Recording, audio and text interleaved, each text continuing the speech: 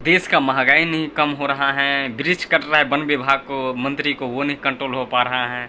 कई सारे ऐसे विभाग हैं जिसमें जो है अपने उसके खुद के कंट्रोल में है नहीं। तो मुझे लगता है जिसको जो कंट्रोल में नहीं है वो इस्तीफा दे और जाए यहाँ से, और जो जो कंट्रोल करने वाले उसके हाथ में दिया जाए।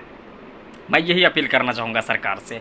अगर सरकार ये नहीं कर सकता है तो खुद ही इस्तीफा दे दे, अपने विपक्ष को बना दे, या फिर जिसे जो सही काम कर सके, जिसे लगता है कि ये अच्छे काम करेगा, उसके हाथ में दे दे मंत्री का पद या प्रधानमंत्री का पद।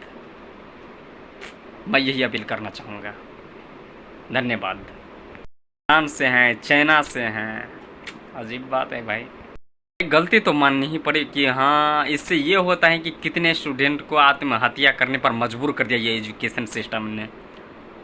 कितना नुकसान पहुंचाया, कितना प्रदर्शनकारी हुए, किसान आंदोलन हुए, कई सारे ऐसे आंदोलन हुए जिसको एमएसपी नहीं मिल रहा, ज़मीन जो है रोड बनाने के लिए कई चीज़ के लिए जो है लिया जा रहा, उसको घर नहीं दिया जा रहा है, सिर्फ छीना जा रहा। तो मुझे लगता है कि ये सरकार इस्तीफा दे के ये प्रूफ अभी कर दिया, भले कि माना नहीं, अपना तारीफ किया कि ईमानदारी से हम किए। संसद भवन में जो इस्तीफा देने गए थे तारीफ किए, हाँ हम ऐसे ऐसे ईमानदारी से काम किए, वाले वो बेवकूफ़ी वाला झूठ वहाँ पर भी बोल के गए। पता नहीं गीता पर भी हाथ रख के लोग क्यों झूठ बोल देते हैं। तो इतना तो भाई हो ही गया ये सब प्रॉब्लम।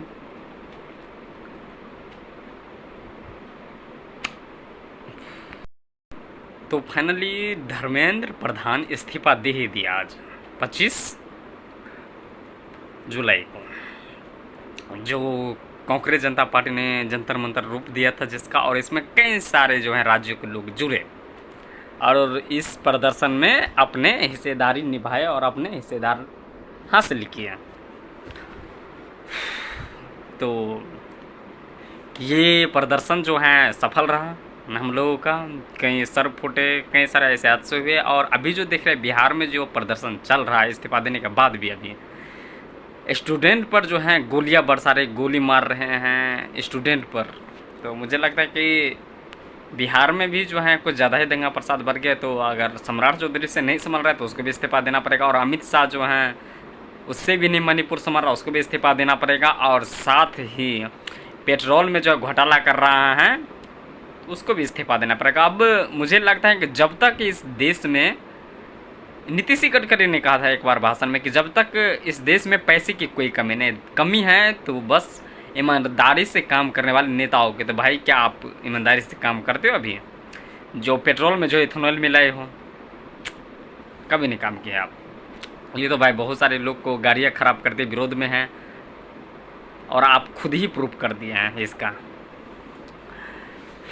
देखो, अब देखो वो जो था जहाँ पर प्रदर्शन में बैठने के लिए लोग जा रहा है, उसका बीजेपी का कुछ आदमी है, विधायक बीजेपी का विधायक सब, वो जो है गाली इतना भद्दी भद्दी देख रहे, मैंने देखा बहुत बेकार था। तो उसको तो बाद में देखेंगे, उसको भी हिसाब करेंगे। मैं बोलूँगा इन सभी को भी हिसाब करिए, क्योंकि अभी तक जो है बीजेपी का गुंडा राज गया नहीं है। तो अगर आप बीजेपी वाले जो हैं, जो भी नेता हो, मंत्री हो, वो सही हैं तो आप जो है अपने इन आदमियों को, दलालों को, बेवकूफ़ों को संभालिए जो हमला कर रहे हैं हम लोगों पर, स्टूडेंटों पर। अभी भी